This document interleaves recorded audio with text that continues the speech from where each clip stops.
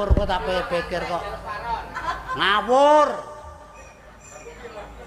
Ngawur. Ning karo merem, ora melek merem. Nyong ngerti.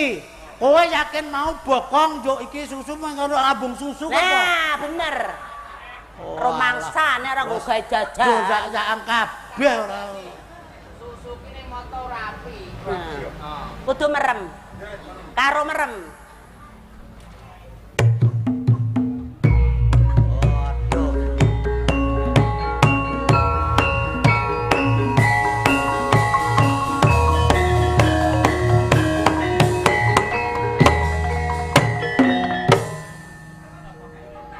Aduh. Ayo.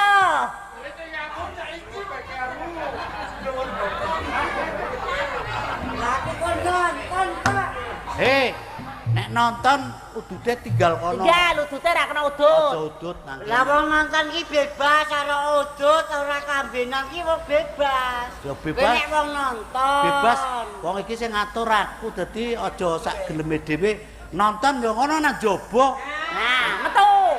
Metu jaba. Kayak gletake ku ndak Gletake ngenangi. udhe. Nek ngenangi klambi ndak kok barang malah seneni wong. Iki cek tak takon kae. Kowe ente ngemek ndi? Nggon rai po? Dhuwur bokong. Aduh. Iki ana peraturan apa iki aku kok gara-gara kowe, Jo. Yakin.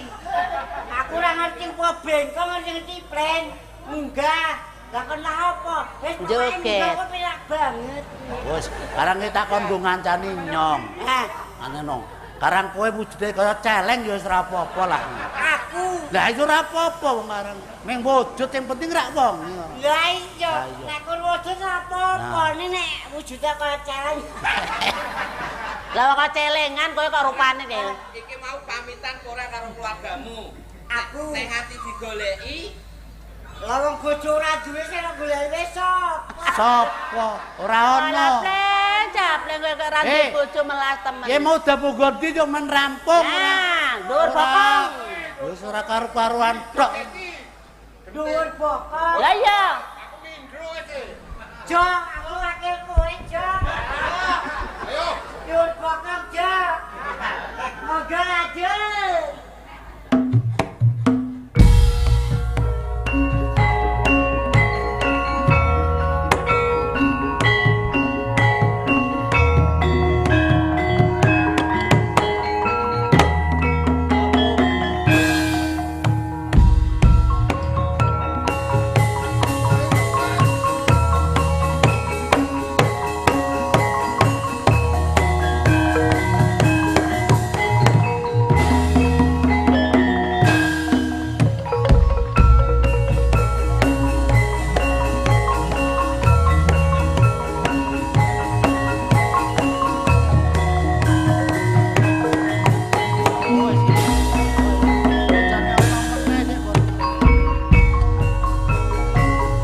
Wis kok dapur.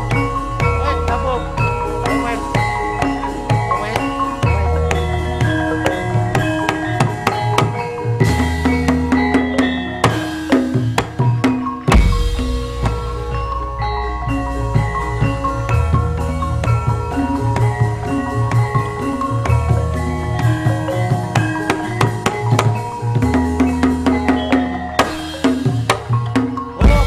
Op. Op. Wis. Ini ra ngambung. Lah wong urung tekan. Iki wis ora usah padha dolanan. Nah, Iki wong Ndara Putri karo Ndara Kakung calon tidak rene. calon tidak rene. Wah iya awak dhewe semengkir engko men wedok-wedok sik lho. Dadi iki japane men wedok dhisik. Ya iya. Lah aku arep ngambung dene kepengen. Ya sesuk.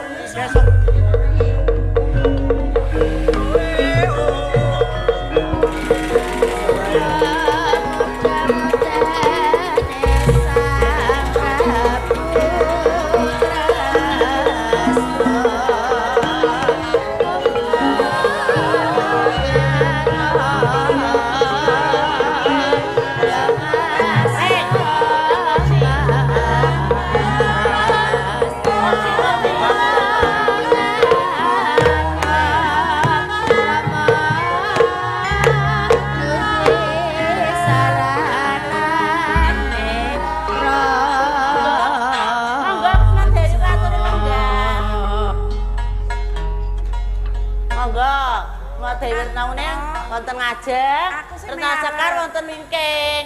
Nika kan yang nem. Kene diajak. Aku sing ning arep jarene.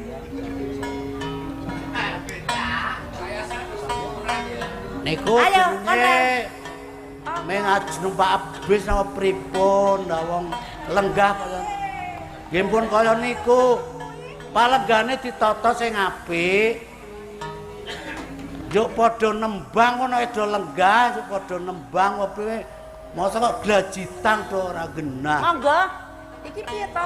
Jane kowe abdi anyar apa abdi lawas to? Sing pun suwe nika pun Lah murak nek suwe nek nika. tata kursi ya ora ngene carane. Apa patak warak nika kok. Apa? Patak warak. Wong tuwa-tuwane wong teng mriki.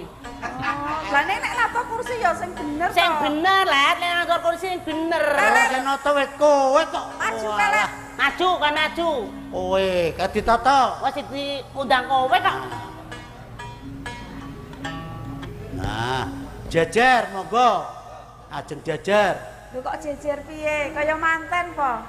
Kok ayu temen sinten? Aduh. Bedeh. Kenal po. Pangling ana wong Ini Retna tuwa. Sekar, Hah? jenenge Retna Sekar, Retna Muning. Kowe pangling apa piye? Lah saiki melar kaya ngene kok arep ungkul-ungkulan karo aku tekan nggone. Biyen aku isih iki cilik. Gudike ra omong. Iki? Gudike pirang-pirang. Kan kecilik. Kok saiki montor-montor ya kono. Heeh, kaya kembang nongo. Legah, Monggo, Doro. monggo. Diajeng ku enggak ra apa-apa. Iki pelet kok ora gelem ngajari nata kursi sing bener. Lah wong saiki. sing ladeni pun pirang-pirang kula ngladeni dadi ngisru-ngisruwi lah. Nah, alah. Hei. Mesake.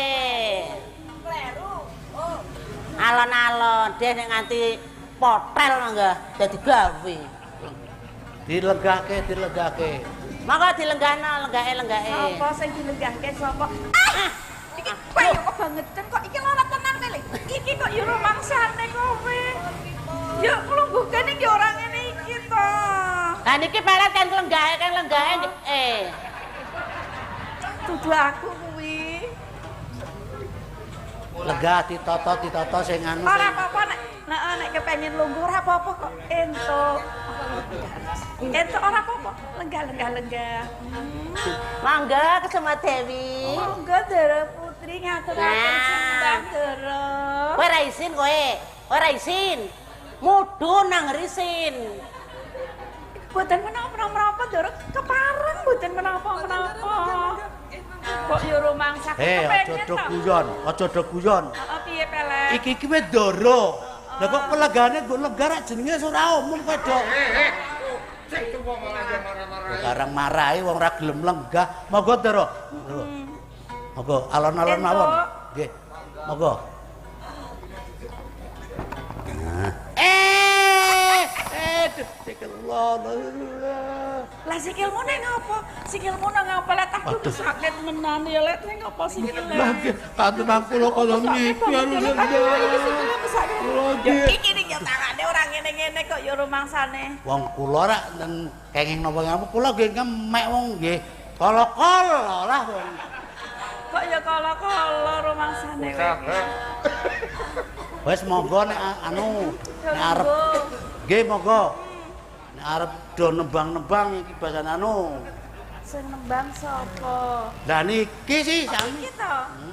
Nawang. nawang. Ora apa-apa. Bang, rok nyanyi apa Bang? Nggo nglipur Kesuma Dewi Retna Muning karo Retna Sekar. Hei, ora kena dalam hati lho, kudu ditokke. Kok dalam hati piye to? Oh, mikir dalam hati nang jero hati, neng meneng. Oh, Sing ngajari pelet ya. monggo. Kersane dos pundi kok nyaketi kula? Kula pegawan pun cekap sedaya. Oh, tadi gawemu wis rampung to, Let. Kan Kene ya. apa kula purun lah pokoke. Jo aku nek karo kowe aku percaya kok pelet. Nggih.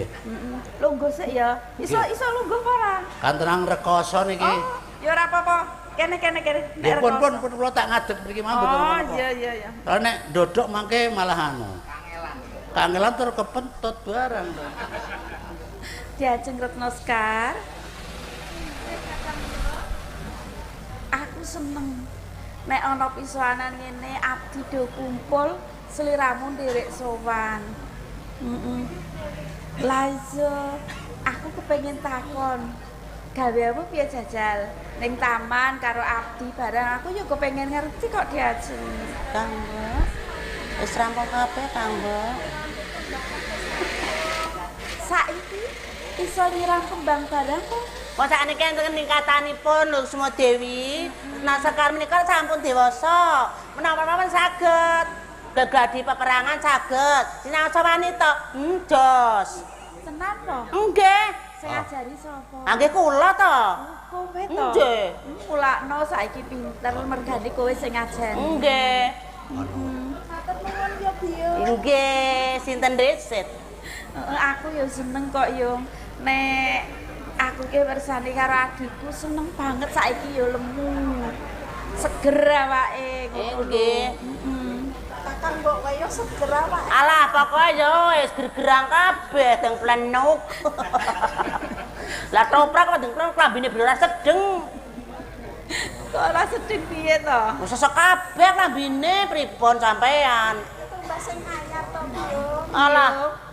Kumbange pirang-pirang apa-apa baru orang klambi. Biyo. Dalem. Aku rumangsa seneng banget waton abdi ning Taman Sari kene arep akeh ning rukun. Inggih. Nyambut gawe ya guyub to. Nggih. Ning aku sing tak takokke dudu bab kuwi. Menapa? Adat sabene rak nek Kang Mas Sarang Waspa kuwi asring tindak ning Taman Sari to. Inggih. Lah nek saiki tindak purung. Oh, mestinipun nase wonten wingking, nase menika lho, mriksani kawontenanipun Taman Sari wonten Ngurawan menika. Dados pundi lah mengke nek pas dawuhipun panjenengan, dados pundi caranipun, panggenanipun dos pundi badhe dipun rias-rias dos pundi lah ngaten. Oh, tadi ngono to. Ah nggih. Nek piyambak arep tedak ning Taman Sari mesti mirsani ning dhisik. Nggih, bedane kok dos pundi wonten Taman Sari mriku kalih mriki ngaten. Oh, tadi ngono to. Nggih, yo mangke anu pripun lah. Ya Ji. Saumpamane kok mengko aku iso dadi manten karo Kang Mas Sarang Waspa, sliramu ra monggo Kang Mas. Oh, monggo.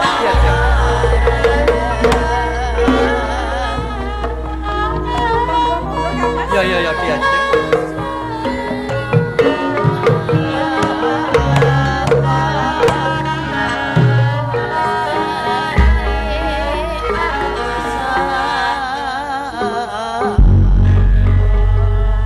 Diajeng Retno Kuning. Paring dawuh Kang Mas. Sing gedhe pangapuramu mbok menawa tekaku rada randhat ning Taman Kaputren Diajeng. Boten dados menapa. Iya. Ji, wanci nembe kemawon kula menika. Jagung lambe jagung. Ora apa-apa kok Diajeng. Ora apa-apa. Aku sakke karo sliramu ora apa-apa. Boten napa-napa kabeh. Iya Kang Mas. Ayo. Kene sliramu kene Kapan cekak namanya? kanggo.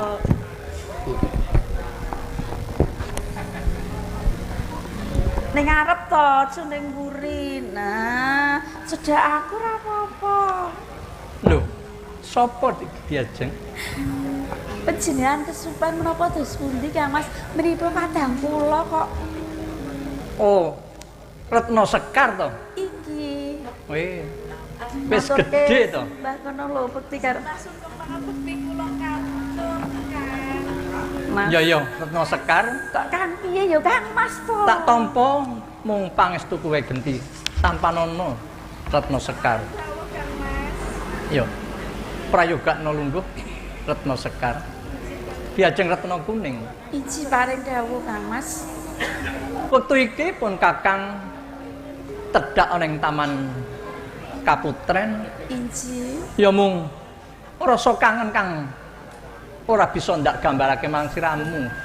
Diajeng Retno Kuning. Menapa ngendika panjenengan Kang Mas? Menawi kok Dipun roman. Kakang Mbok piye? Heeh, ning ora apa-apa to, ora nesu. Ndak terganggu. Ya ora ganggu tok ganggu piye to? Ora ganggu kok Biyomban. Kok ganggu piye? Wis sesuk bagiane sesuk. Oh, tak golekno kae. Ngobrol ya kena. Kae mudun to. Bejo ya kena. Heeh. Iya ya ora apa-apa diajeng. Retno kuning. Paring dawuh Kang Mas. Piye? Rasane ngatimu sakwisepun Kakang lumarep ning Taman Kaputren kene. Inci. Romaos marem sanget Kang Mas. Sak sampunipun panjenengan rawuh wonten ing Taman Sari. Iya. Panjenengan wau ngendika menawi kok rumaos kapang sanget kalan kula. Boten namung panjenengan Kang Mas. Kula iki rumaos kapang sampun sawetawis panjenengan boten nate tindak wonten ing Taman Sari. Kene diajeng. Pancen rasa kangenku wis ora bisa ndak gambarake maneh. Dalaran wis sawentara pun Kakang ora pinanggih marang siramu Retno Kuning. Leres Kang Mas. Pinanggih menika rumiyin Iya. suwanan ngantos sampun panjenengan sampeyan. Yo. Pancen wis suwe ora lumarep ning Taman Kaputren. Nanging kula pitados sekarang kados mawon. Yo.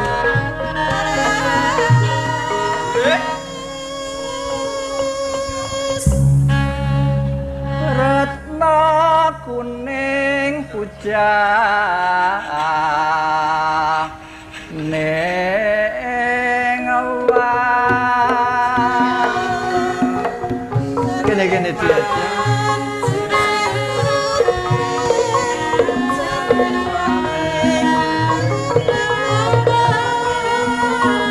Gandas luas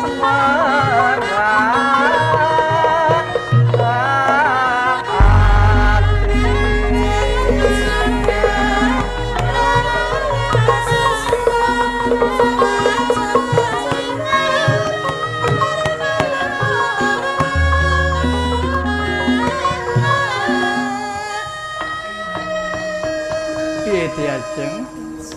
Sak sampunipun panjenengan menika rumakan ngaten marem ati kula Kang Mas. Tenan? Saestu boten wonten priya ingkang badhe kula suwitani namung panjenengan Kang. Semono uga aku diajeng